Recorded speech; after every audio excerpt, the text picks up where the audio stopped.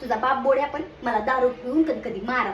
तू जन्माला आलीस म्हणून मला धीर आला आणि या बापाने या घरात किरायच्या घरात का होईना आणून टाकली, नाहीतर काय वाट लागली असती माहित नाही मला. राहिली असती की नाही ती तुमची माय मेली असती. तुझी आजी तुझ्या वेळेस गरीब होती तेव्हा मला असं तोंडात बोळे घालू घालू मारायची आणि तुझा बाप असा टाकमक बघत बसायचा. आजीकडे जाऊ दे ना म्हणे. तुला माहितीये का या लग्न करून या घरात आले होते तेव्हा या दोन्ही हाताने मी 40 माणसाचा स्वयंपाक करत होतो. आणि तुझी आजी तुझी आत्या लाडाची माझ्याकडे टुकूमुकू बघायची, पण तुझ्या आत्याला आग लागली. सांगते म्हणा असं सगळं झालेलं.